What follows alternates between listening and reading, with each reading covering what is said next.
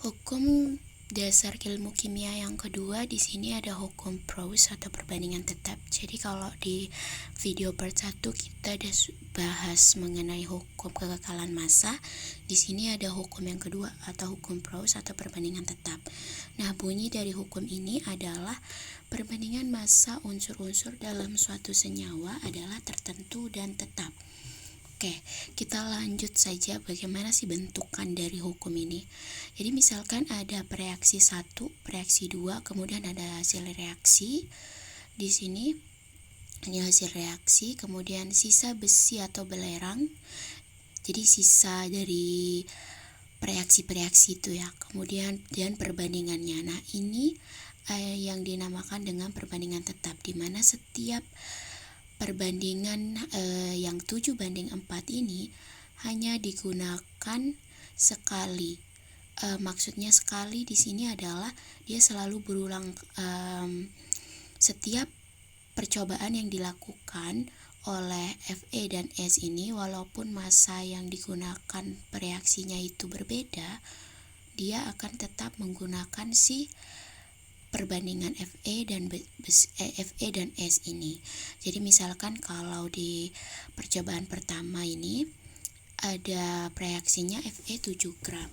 Kemudian untuk yang S itu 4 gram. Hasil reaksinya adalah 11 gram. Tidak ada sisa besi atau belerang ya yang bersisa. Jadi dari sini kita bisa simpulkan bahwa perbandingannya itu adalah 7:4.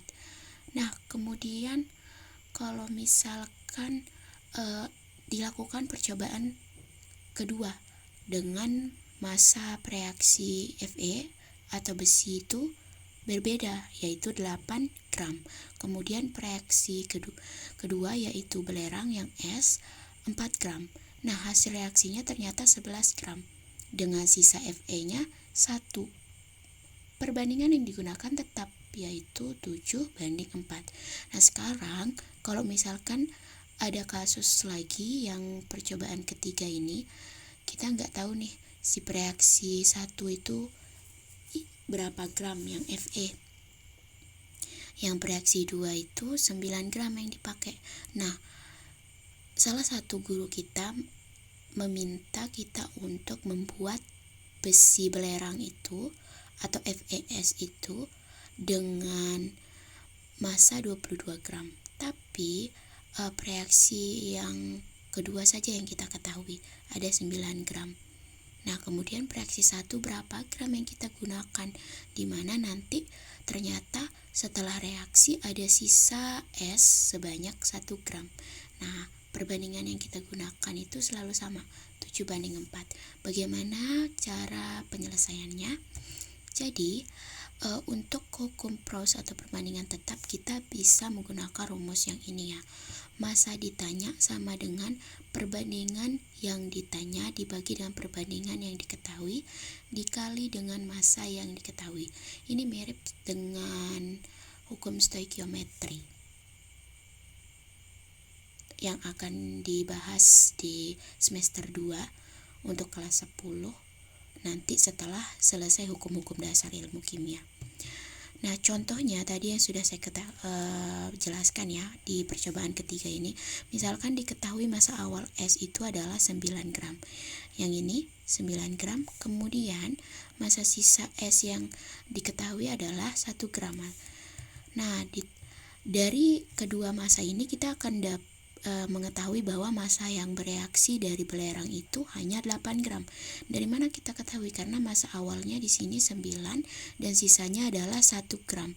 Sehingga 9 dikurangi 1 kan sama dengan 8 gram. Jadi itu yang bereaksi. Kemudian yang ditanya berapa massa Fe yang dibutuhkan untuk menghasilkan 22 gram FeS. Oke, dari sini kita ketahui bahwa massa yang kita mau cari itu adalah massa Fe sama dengan perbandingan Fe dibagi dengan perbandingan S. Perbandingan Fe itu adalah perbandingan yang ditanya.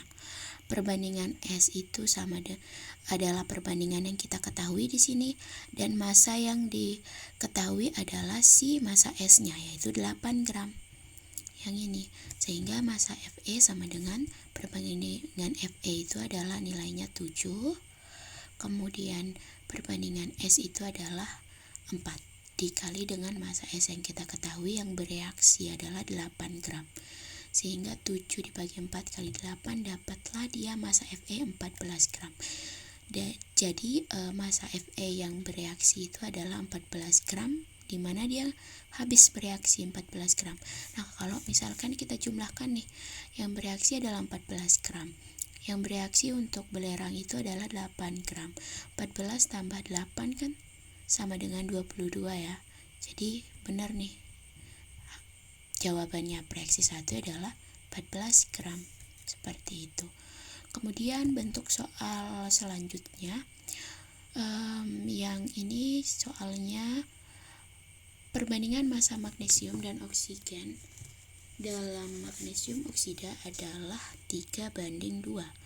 Fraksi mana yang bersisa dan berapa jumlahnya jika 12 gram magnesium direaksikan dengan 10 gram oksigen. Oke.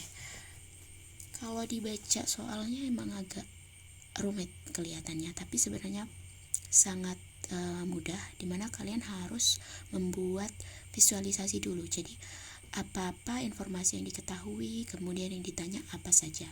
Nah, dari sini baca per kalimat. Kalau di kalimat pertama, di sini ada perbandingan massa yang diketahui. Nah, kita penyelesaiannya pertama-tama kita tulis dulu bersama reaksinya untuk mempermudah ya, menjabarkan setiap informasi yang ada. Nah, di sini ada magnesium bereaksi dengan oksigen menghasilkan magnesium oksida. Diketahui perbandingannya itu 3:2. Jadi magnesium itu 3, kemudian oksigen itu 2. Nah, jika yang direaksikan selanjutnya pada percobaan selanjutnya ceritanya nih adalah 12 gram untuk magnesium dan oksigen 10 gram.